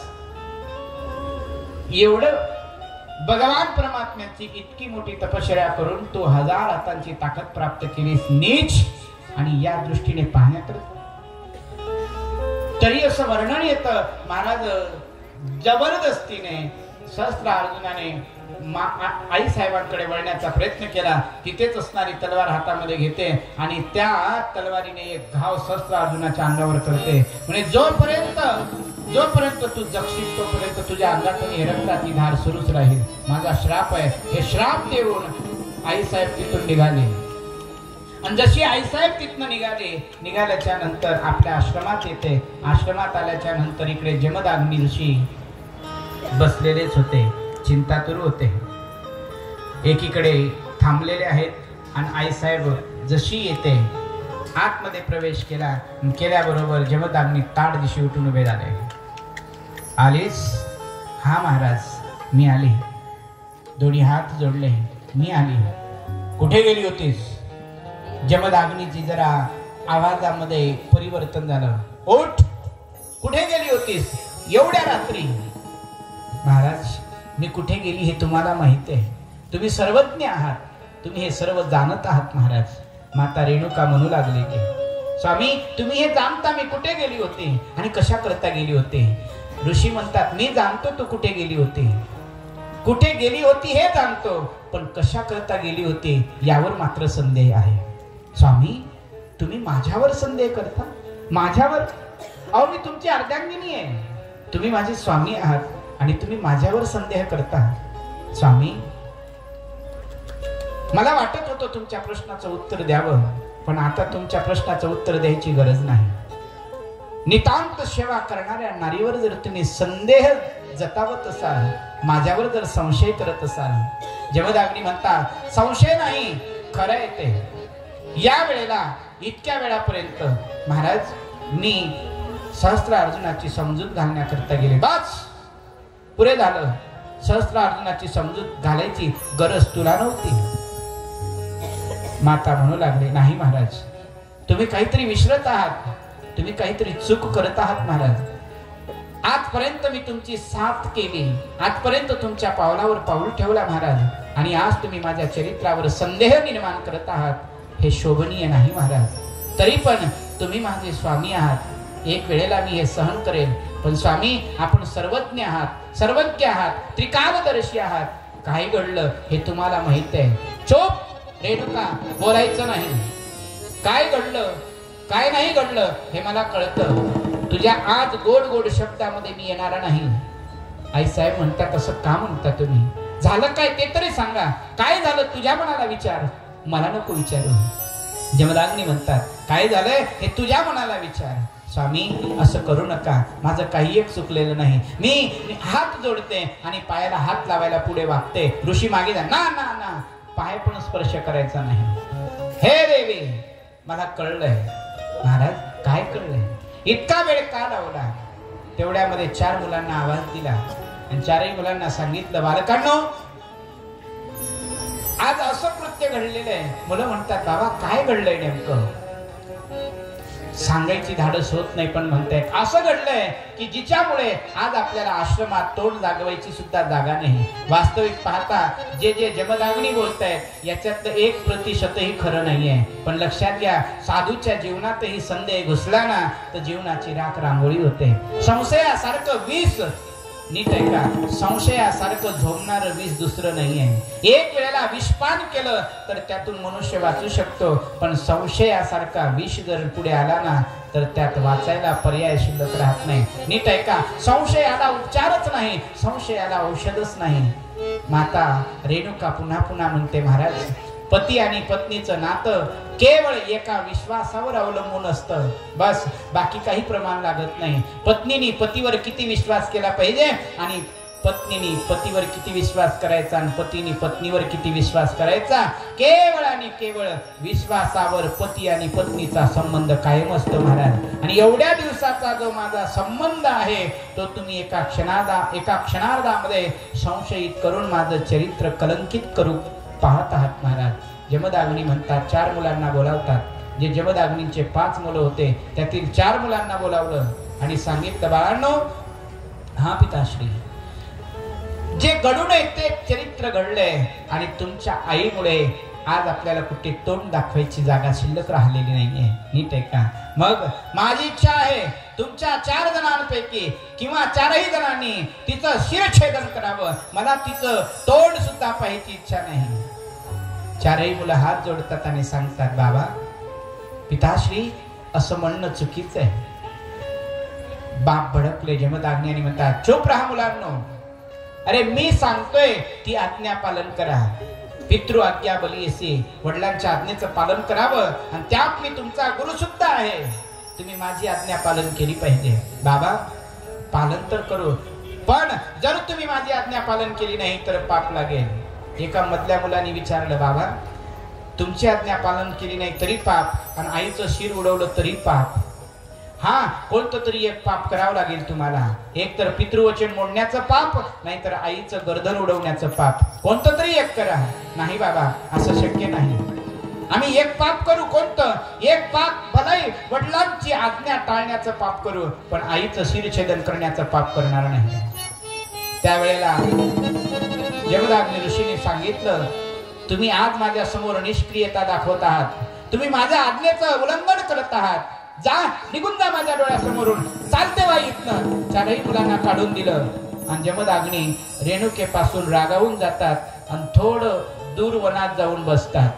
चिंतातुर अवस्थेत बसलेले आहे. एकीकडे ऋषी वनात बसले जाऊन रागाच्या अवस्थेत आहे. मला नाही रेणुकेचं तोंड पाहायचं. आणि रेणुकाने आपल्या 4 मुलांना सांगितलं, जोपर्यंत तुमचे पिताश्री येणार नाही तोपर्यंत या दरवाजातून मी आतमध्ये कुटीत प्रवेश करणार नाही. चाहे त्यांना युगानुयुग जरी लागले येण्याला तरी मी या दरवाजातच उभी राहील. माता रेणुका तिथेच उभी राहते. आणि त्या काही कालखंडानंतर तपश्चर्येला गेलेले कोण? परशुराम भगवान परत येतात. हातामध्ये परशु आहे. भगवान शिवांना प्रसन्न केलेली जी मूर्ती आहे, हातात परशु घेऊन भगवान परशुराम येऊ लागलेले आहेत. हातामध्ये परशु आहे, बाण भात आहे, ताड ताड ताड ताड ते वाळे आहेत, दैदिप्यमान स्वरूप आहे. आणि भगवान परशुराम येऊ लागले. येत असताना येता येता पहिल्यांदा आश्रमाच्या बाजूने जात असताना बघितलं. धीरे धीरे मार्गक्रमण करतात तर समोर आपले पिताश्री दिसले आणि पिताश्रीकडे जाऊ लागले. बाबा नाराज अवस्थेत, दुःखी अवस्थेत जवळ जातात आणि परशुराम पिताश्रींना वंदन करतात. पिताश्री प्रणाम, दंडवत प्रणाम. जमदाग्नी उठून उभे राहतात. ओळखत नाही कारण हे तपश्चर्येला गेलेले होते. उठून उभे राहतात आणि पाहतात, चेहऱ्याकडे बघतात. कोण? राम, तू माझा राम. परशुराम जवळ घेतात आणि एकमेकांना आलिंगन देतात. बेटा, एवढ्या दिवसांनी तू आलास, वा, आणि योग्य वेळेवर आलास. पिताश्री, काय झालं? तुम्ही जरा अस्वस्थ दिसतात. हा, जरा प्रसंग वाईट घडलाय बेटा. काय झालंय? तुझ्या 4 भावांनी माझ्या आज्ञेचं उल्लंघन केलंय म्हणून मला मनस्ताप झालाय. बाबा, त्या 4 भावांनी आज्ञेचं उल्लंघन केलंय. कारण काय? का उल्लंघन केलं? माझे अनुज, माझे भाऊ तुमच्या आज्ञेतून कधी बाहेर जाणारे नव्हते. संस्काराने विद्यमान झालेले माझे भाऊ आज तुमच्या आज्ञेतून बाहेर का गेले? ते म्हणतात, बाबा, ते का गेले नंतर सांगेल, पहिल्यांदा तू सांग. तू तर माझ्या आज्ञेतून बाहेर जाणार नाहीस ना? परशुरामाने चरणाची शपथ घेतली. बाबा, माझे 4 भाऊ जरी गेले असतील पण मी तुमच्या वचनातून बाहेर जाणार नाही. नाही जाणार ना? नाही. वचन दे बाबा. वचन द्यायची गरज नाही, पण तुम्ही मागता वचन तर वचन देतो बाबा, हरकत नाही. बोला काय इच्छा आहे? इच्छा काही नाही परशुराम, इच्छा एकच आहे. प्रसंग असा झाला, झालेली सगळी हकीकत सांगितली आणि मी तुझ्या भावांना आज्ञा दिली होती तुझ्या आईचं शिरछेदन करण्याचं, पण ते नाही करू शकले. माझी इच्छा आहे की आता त्या पापिनीचं शिरछेदन तू करावं. परशुराम एकदम आवाज करतात, शंभो. भगवान शिवाला आवाज देतात, प्रभू काय माझ्या हाताने घडवायचं होतं कोण जाणे. हे प्रभू, हे परमात्मा, हे विधाता, पण वडिलांना मी वचन दिलंय, शब्द दिलाय. वडील आणि परशुराम दोघेही आश्रमात येऊ लागलेले आहेत. जसे दोघेही येतात दरवाजावर माता रेणुकाई साहेब उभ्याच आहेत. बघितल्याबरोबर पहिल्यांदा परशुराम आईला भेटतो. आईने बघितलं परशुरामाला, दोघेही एकमेकांकडे पाहतात. आईने ओळखलं, बेटा इतक्या दिवसात तू आला. वा, जवळ घेतलेलं आहे, आईला आलिंगन दिलेलं आहे आणि बाळाचं चुंबन करावं आई जवळ घेऊ लागली आणि आपल्या बाळाचा हरिक करू लागली. बेटा किती दिवसात आलास? आणि मी सांगेल आई कधीही पाहिजे मुलांना तर हेच म्हणन, किती रोड झालास. परशुरामाला सुद्धा म्हणते, तू किती रोड झाला, कुठे होता इतके दिवस? आई मी साधना करत होतो, आराधना करत होतो. आई परशुरामाला बाजूला होऊ देते आणि आपल्या पतींच्या चरणाला हात लावायला जाते. नमस्कार करायला पुढे जशी जाऊ लागली, जमदग्नी मागे येतात. नाही मला नमस्कार करायचा, तू नाही करायचा. स्वामी अजून राग गेला नाही का तुमचा? अजून राग गेलाय का? माझं चरित्र धुतलेल्या तांदळाप्रमाणे आहे. ऋषी म्हणतात मला तुझी तोंड सुद्धा पाहायची इच्छा नाही. बाजूला तोंड करतात आणि परशुरामाला सांगतात, परशुराम मी दिलेल्या आज्ञेचं काय? विसरलास की काय आज्ञा माझी? नाही बाबा.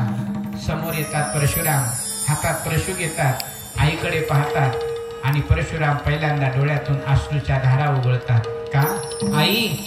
आणि वर पाहून भगवान शिवाला आवाज देतात परशुराम, हे प्रभू, हे शिव, हे शंभू, मला तू माझ्या हातामध्ये परशु दिला शत्रूपासून रक्षण करण्याकरता, आणि हे परशु मला माझ्या आईवर चालवावं लागतं. माझं हे परशु मिळण्याचं सौभाग्य नाही प्रभू, मला कदाचित वाटतं हे माझं दुर्भाग्य असेल. आईच्या समोर नतमस्तक होतात. आई मी वचनबद्ध आहे, मला क्षमा कर, मला क्षमा कर. नाही मला हे शस्त्र उचलता येत, पण क्षमा कर. आई विस्मित होऊन पाहू लागलेली आहे, एकदम विस्मित झालेली आहे. परशुरामाकडे पाहते, डोळे चकाकते आहेत, शांत उभी आहे. परशुरामाने हातात खड्ग घेतलेलं आहे, हातात परशु घेतलेला आहे आणि परशुराम पुढे झाले रडत हातामध्ये परशु घेतात आणि परशुचा प्रहार नाविलाजाने आईच्या मानेवर करतात. शिरछेदन करतायत, एकीकडे शिर आणि एकीकडे धड आई साहेबाचं पडलंय. आणि आता मात्र परशुराम आई आई वरून किंचाळी मारू लागले, रडू लागले, डोळ्यातून अश्रूच्या धारा आहे. आणि तेवढ्यात जमदग्नी पुढे गेले आणि परशुरामाच्या पाठीवर हात थापू लागले. वा परशुराम वा, माझा खरा चिरंजीव तू आहेस. शाबास, या 4 भावापेक्षा तू खरा चिरंजीव माझा आहेस. माझ्या आज्ञेचं पालन केलं. परशुरामाने हात जोडले, बाबा मी आज्ञेचं पालन केलं तुमच्या. हा आज्ञेचं पालन केलं. मी तुझ्यावर प्रसन्न आहे, प्रसन्न आहे मी तुझ्यावर. सांग परशुराम काय हवंय तुला, काय हवंय सांग. परशुराम म्हणतात, बाबा निश्चित देणार. हा बेटा निश्चित देणार, केवळ माग. तुला मागायला वेळ लागेल पण मला द्यायला वेळ लागणार नाही. निश्चित बाबा. हा निश्चित पिताश्री. आणि हा माग.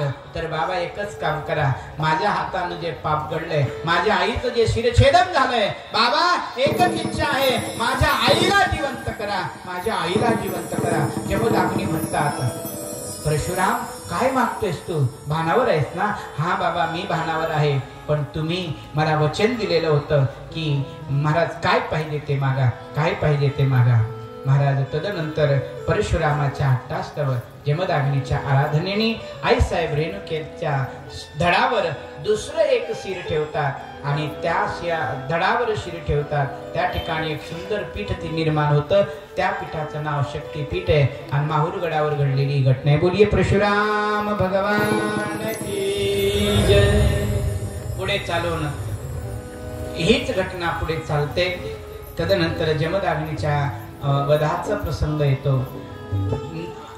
जमदग्नीच्या वधाचा प्रसंग साहेब हे आपल्या वडिलांच्या मोतीचा बदला घेण्याकरता हे काम करतात. पुढे चालून सहस्त्र अर्जुनाच्या मुळे माझ्या आईचं शिरछेदन करावं लागलं. सहस्त्र अर्जुनाने माझ्या वडिलांना त्रास दिला, आमची गाय चोरून नेण्याचा प्रयत्न केला. या कारणास्तव परशुरामाच्या मनामध्ये तीव्र क्रोध निर्माण होतो आणि तीव्र क्रोध निर्माण झाल्यानंतर परशुरामाने ठरवलंय की आता सहस्त्र अर्जुनाला जिवंत ठेवायचं नाही.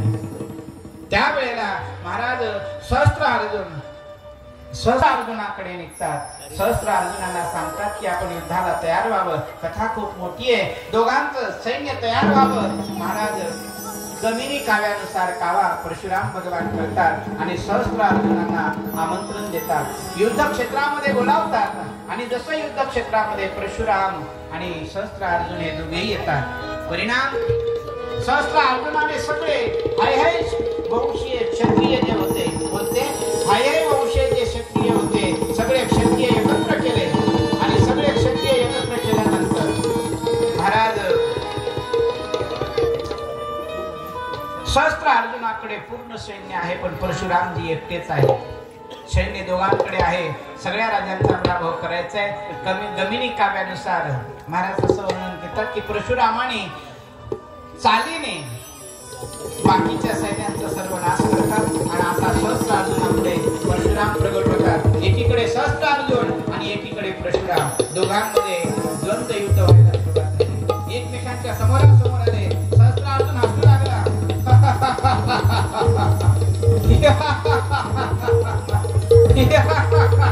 परशुराम सहस्त्र अर्जुन म्हणतात मला सहस्त्र अर्जुन हजारो हातांची ताकद माझ्या हातात आहे. परशुराम म्हणतो माहितीये मला माहितीये. बघूया कोणामध्ये किती ताकद आहे. प्रसंग खूप मोठा आहे पण हातामध्ये खड्ग घेऊन एकमेकांच्या पुढे उभे झाले. हातात परशु आहे आणि एका हातामध्ये तलवार आहे. महाराज सहस्त्र अर्जुन आणि परशुराम एकमेकांच्या समोर आले. हातात उदारतात आणि एकमेकांवर प्रहार करीत असतात.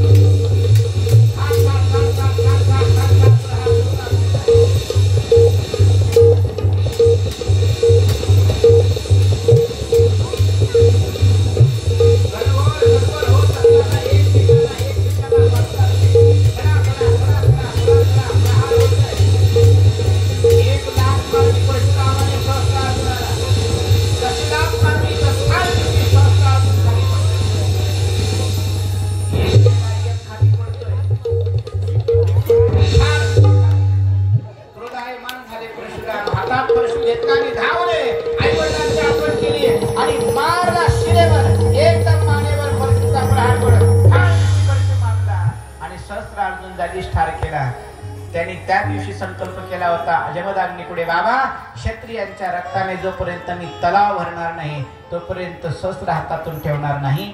सहस्त्र अर्जुनाचा वध करतात आणि असं वर्णन येतं की 21 वेळा हय वंशीय क्षत्रिय 21 वेळा निक्षत्रिय केले भगवान श्री परशुरामाने. आणि ह्या कथेबरोबर परशुरामजींच्या कथेला आपण पूर्ण विराम देऊ आणि पुढची एक कथा अनाथ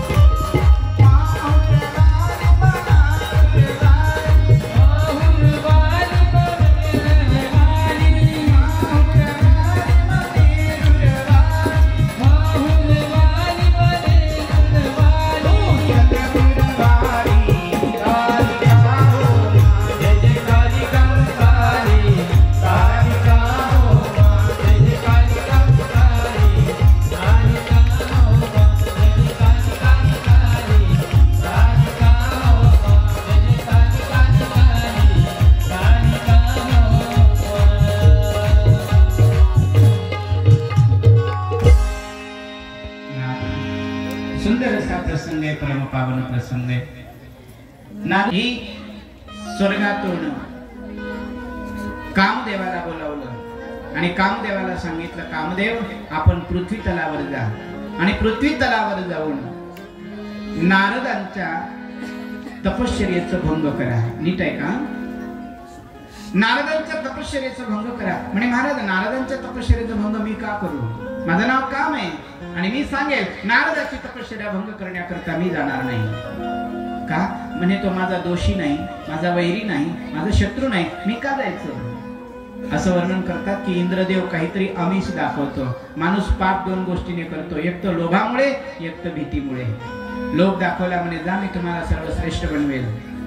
कामदेव खाली येतात आणि कामदेव खाली आल्यानंतर नारदजींना तपासण्याचा प्रयत्न करतात, साधनेतून उठवण्याचा प्रयत्न करतात. आणि नारदजी महाराज समाधी अवस्थेत बसलेले असतात, ध्यान अवस्थेत बसलेले असताना समाधीपर्यंत पोहोचले. बाहेरच्या दुनियेत काय चाललं ते नारदांना कळत नाही.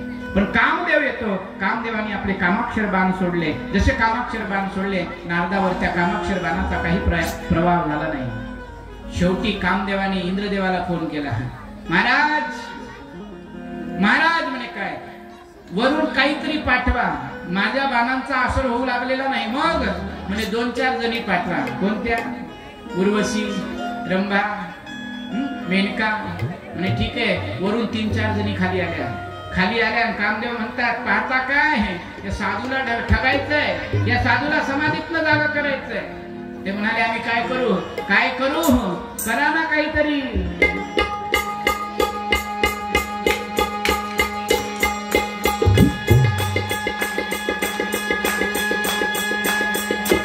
नाचू लागल्या अप्सरा. कामदेव म्हणतो बजाव, वाजवा. अप्सरांना म्हणतो नाचो, नाचा. तुम्ही नाही, सगळे लागले नाचायला.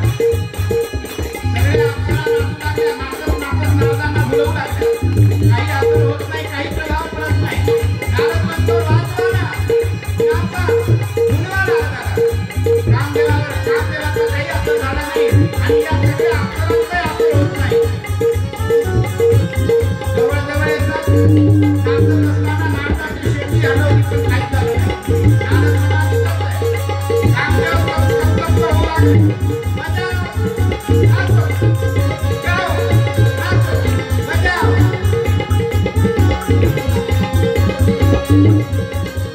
हरवा नारदाला, हरवा. अरे नाचावंच करा. काही वेगळा प्रभाव होईना.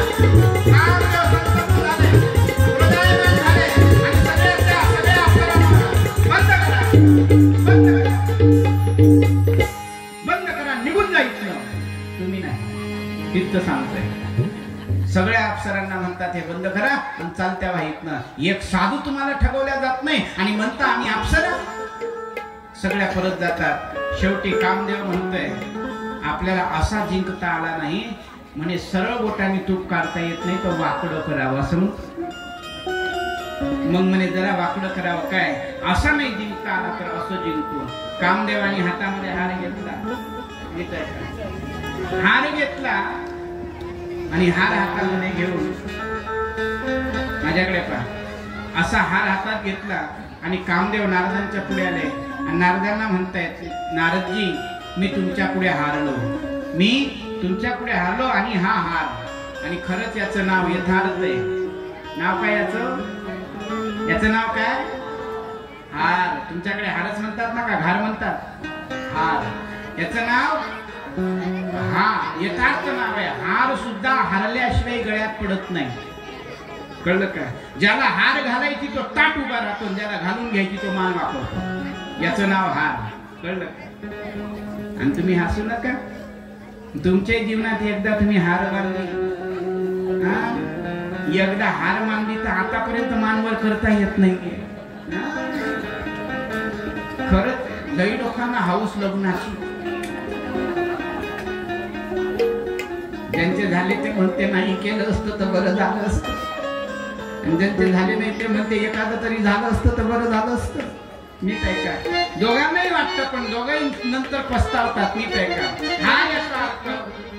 नारदांना हरवलं कोणी कामदेवानी गळ्यात हार टाकून हरवलं असं नाही, पण विजयाचा सर्टिफिकेट दिलं. महाराज मी तुमच्या समोर हारलो, एकच शब्द कापी, मी बोलतो ते कळतं ना, हारलो म्हणणं हे कापी आहे, त्याचाच अभिमान नारदाला झाला. कळलं का? तसं जिंकलंय.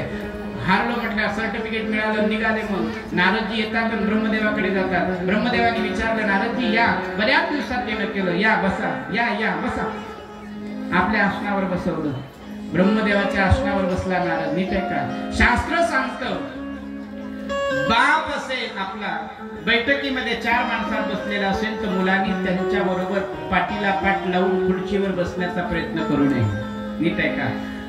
गुरुस्थानी आपण गेल्यानंतर, गुरु समोर असल्यानंतर आपण त्यावेळेला किमान उंच आसनावर बसू नये. नीट आहे का? एखाद्या ठिकाणी आपण गेलो, वडील आपल्या सोबत आहे आणि वडील आपल्या सोबत आहे आणि वडील आपल्या सोबत असताना आपण वडिलांच्या समवेत असताना वडिलांच्या बरोबर दुसऱ्याच्या बैठकीत सुद्धा बसू नये. नियम आहे ते, आता कोणी पाळत नाही, तो विषय वेगळा, पण पाळलं पाहिजे, आदर ठेवला पाहिजे. त्याला सन्मान म्हणतात. कळलं का? वरून तुम्ही किती सन्मान केला ते महत्वाचं नाही, तुम्ही तुमच्या गुणात्मक दृष्टीतून किती आदर करता ते महत्वाचं आहे. कळलं का? हे पाळलं पाहिजे. महाराज नारदजींनी हे काही पाळलं नाही, बसले आसनावर. तदनंतर नारदजींनी ब्रह्मदेवाला म्हटलं, म्हणे बाबा म्हणे काय, जे तुम्ही केलं नाही ते मी केलं बाबा. म्हणे काय केलं? जेव्हा तुम्ही सृष्टी रचना केली तेव्हा संध्येचं निर्माण झालं, संध्येला पाहून तुम्ही मोहित झाले होते, पण मी कामदेवाला पराभव केलाय. ब्रह्मदेव म्हणतात केलं तर केलं, पण चुप राह. नारदाला वाटलं आपल्या बापाला आपल्या मोठेपणाचं सहन झालं नाही. तिथून निघले, महादेवाजवळ गेले. महादेवाजवळ जाऊन तेच गराम पहा, रोज काय करायचे ना, भगवान प्रभू परमात्म्याचं नाम, रोज नामचिंतन असायचं. आणि आज स्वतःच्या नामाची स्तुती चालू आहे. बाबा मी हे केलं. नारदानी महादेवाजवळही सांगितलं. महादेव म्हणतात नारदाला, नारद हे बघ, मला सांगितलं ते ठीक आहे, पण तू शिवाला, श्रीहरी विष्णूला सांगू नको. नारदाला वाटलं जे बिमारी बापाला होती तीच काकाला लागली, म्हणजे महादेवाला. बापालाही वाटलं आपलं बरं होऊ नये, काकालाही वाटतं आपलं बरं होऊ नये, चला जाऊ द्या, शेवटी आपण आपल्या देवाजवळ जावं म्हणून नारायणाजवळ आले. नारायणाजवळही आल्यानंतर पण त्याच्या आधी महादेवाने 2 दूध दिले, आपले 2 गण. म्हणजे जा, आता नारदजी मोठ्या खाईत पडणार आहे, मोठ्या दरीत पडणार आहे, सांभाळा त्याला. एक गुप्तचर इकून महादेवाचा, एक गुप्तचर इकून नारदांच्या मागे मागे जात होते. आणि तसेच विष्णूंच्या दरबारात आले आणि विष्णूच्या दरबारात आल्यावर रोज नमो नारायण करायचे. आज नमो नारायण नाही, नमस्कार नाही, काहीच नाही. भगवान श्री विष्णू या या या, नारदजी या, बसा आपल्या आसनावर. विष्णूच्या चरणाजवळ बसणारा नारद आज विष्णूच्या आसनावर बसतोय आणि भगवान श्री हरी विष्णूला म्हणताय, प्रभू प्रभू. नारद आहे मी. म्हणे हो माहिती आहे, पण मी काय केलं माहितीये, कामावर विजय प्राप्त केला. आता ते भगवान आहे महाराज, जे हरभऱ्याच्या झाडावर गेलो चढून. हरभऱ्याचं झाड पाहिलं का तुमच्याकडे? चण्याच्या झाडावर जे दिलं चढून. वा वा नारद, क्या बात है. आजपर्यंत सृष्टीमध्ये कोणी कामाचं हरण केलं नाही, पण तुम्ही कामदेवाचं हरण केलं. वा वा नारद, क्या बात है. चढलं की हरभऱ्याच्या झाडावर.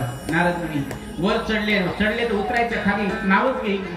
शेवटी भगवान म्हणतात, रोज आपलं गुणानुवादन करणारा नारद आज जर आपलं गुणानुवाद करत नसेल, स्वतःचं गुणगान गात असेल, तर आपल्या नारदाचं पाऊल चुकलं. पुढे खाईत पडू नये म्हणून भगवंतांनी नारदाचं परीक्षण करण्याकरता नारदजी म्हणतात, प्रभू येतो मी. भगवान म्हणतात ठीक आहे, येऊ शकता.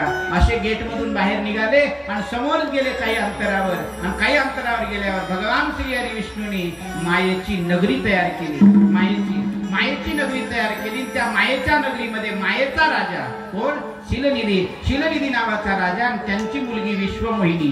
ती स्वयंवराला निघालेली आहे. स्वयंवर म्हणजे स्वतःच्या मनाने वर चयन करणार. नारदजी तिथून गेले. असाच मंडप टाकलेला आहे जसा गोट्या भाऊनी टाकला. असाच मंडप, समोर गेट, समोर सगळी सजावट. आणि तिथून जात असताना नारदाला वाटलं कशाचं मंडप आहे? ते तर काही विष्णू पुराणाचं मंडप नव्हतं, ते लग्नाचं होतं. नारदजी म्हणतात जाऊ द्या, हे लग्नाचं मंडप आहे, आपल्याला काय करायचंय, चला पुढे. पण पुन्हा विचार केला, नाही राजाच्या मुलीचं लग्न म्हणतात, गेलं पाहिजे, आपण साधू म्हणून आशीर्वाद दिला पाहिजे.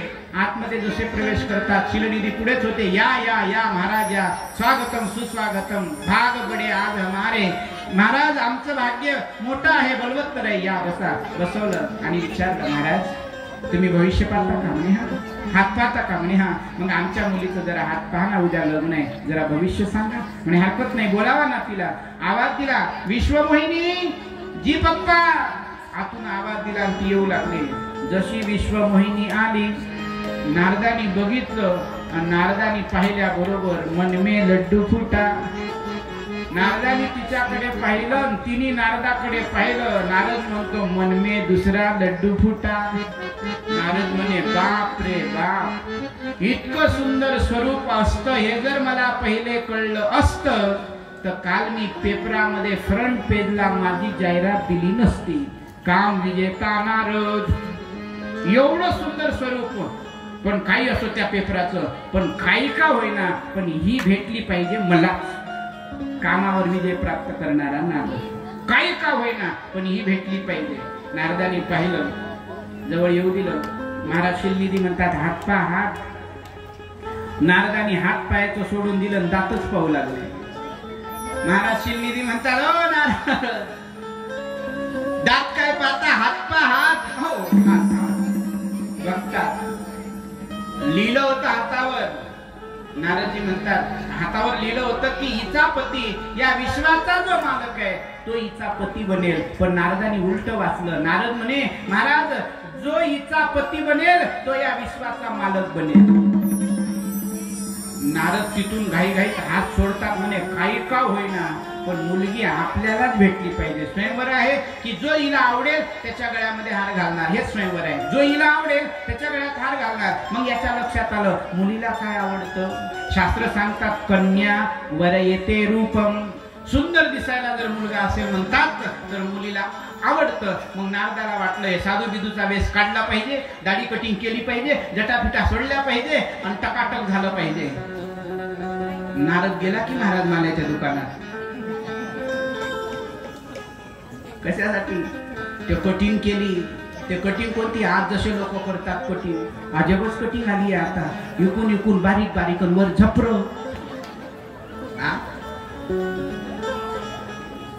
आता एक गाणं निघालं पाहिजे, तुझा पसारा कसा कसा फुलतोय. चला जाऊ दे, आता ती पद्धत आहे. हे पद्धत फिद्धत काही नाही. तुम्हाला माहित आहे का, जेव्हा केव्हा ते कटिंग करणारे असतात ना त्यांचा हात चुकला की ते फॅशन काढतात. नाही नाही आता अशी फॅशन आहे. त्यांची चूक सांगणार कोणाला? वेडे लोक बसतात तसे भाद्रत. कठीण काम आहे. मी खूप वेळा सांगत असतो पण आज वेळ कमी आहे, आपण वेळेच्या पुढे निघून गेलो. महाराज सांगतात चला. नारदजींनी सगळी तयारी केली आणि विष्णू भगवंताची आराधना करतायत. प्रभू प्रभू प्रभू म्हणे काय काही करा, मी आजपर्यंत तुम्हाला काही मागितलं नाही. एकच मला मागायचं म्हणजे काय, मला तुमच्या सारखं स्वरूप द्या. भगवान म्हणे तसाच तू, माझ्यासारखाच तू. आशीर्वाद दिलं. नारदाने बघितलं इथपर्यंत नारदाला सगळं विष्णू सारखंच दिसलं. निळ निळ अंग, हातात ते सगळं विष्णू सारखं एकदम दैदिप्यमान. भगवान नारद म्हणतात बस नंबर आपलाच आहे आता. कारण नारदाला इथून इकडंच दिसत होतं. कारण इथून इकडे विष्णूचं शरीर आहे आणि इथून इकडे माकडाचं तोंड आहे. आता ते कोणतं होतं मला माहित नाही पण माकडाचं होतं. कळलं का? आता ते नारदाला ते स्वतःचा चेहरा स्वतःला दिसत नाही, पूर्ण अंग विष्णूचं. आणि काय विचार करता, दुसऱ्या दिवशी सगळे तुम्ही जसे बसले ना तसे सगळे राजकुमार आले आणि सगळ्याच्या मध्यभागी नारद जाऊन बसले. सगळ्यांच्या मध्यभागी नारद बसल्यानंतर सगळे लोक नारदाकडेच पाहत होते. आता विचित्र दिसत होते, सगळे पाहत होते. पण नारदाला वाटलं हा सगळ्यापेक्षा मीच एक नंबर दिसतोय. भ्रम असते कधी कधी माणसाचा. ह्या बडबड मेकअप करतात कधी कधी आणि त्यांना वाटते मीच लई सुंदर दिसतोय. लोक त्याचा मेकअपच पाहतात. हे सगळं निघालेलं कठीण. नारदाला तसंच वाटते बस आपण खूप सुंदर आहे. आणि इकडे महादेवाचे गण होते. एक इकून बसलाय, एक इकून बसलाय. इकडल्यांना विचारते ओ दादा ओ दादा. म्हणे काय? ते एक म्हणू लागला आणि काय सांगा माका तर काहीच समजत नाही. इकडलं म्हणते आमका पण काही समजत नाही. म्हणे याचं इतकं सुंदर रूप आहे म्हणे, याचं हात दिसायला एवढा चांगला आहे. नारद म्हणते जिधर उधर मेरी चर्चा बच्ची मेरी होने वाला. इकडचा इकडला म्हणतो भैया भैया हो भैया. बोले क्या? हो देखो देखने में बोले ये इतने अच्छे लगते हैं, पाहायला हा एवढा सुंदर दिसतो, याची आई किती सुंदर असन. नारद तर मग काही विचारूच नका, हवेतच उडायला लागले. आपल्यावरून आपल्या आईची स्तुती होते म्हणजे बस नंबर आपलाच आहे. तेवढ्यामध्ये विश्वमोहिनी हातामध्ये हार घेऊन आली. नीट आहे का? हातामध्ये हार घेऊन आली. जशी सभेमध्ये प्रवेश करू लागले, जशी प्रवेश करते त्यावेळेला तिने तिथून बघितल्याबरोबर नारदाला वाटलं की बस ही माझ्याकडेच येणार आहे. नारद ताडदिशी उठून उभे झाले. बाजूला दोन होते ते म्हणले, जय लक्ष्मी निवासा दुल्हन ले गए लक्ष्मी निवासा, दुल्हन ले गए लक्ष्मी निवासा,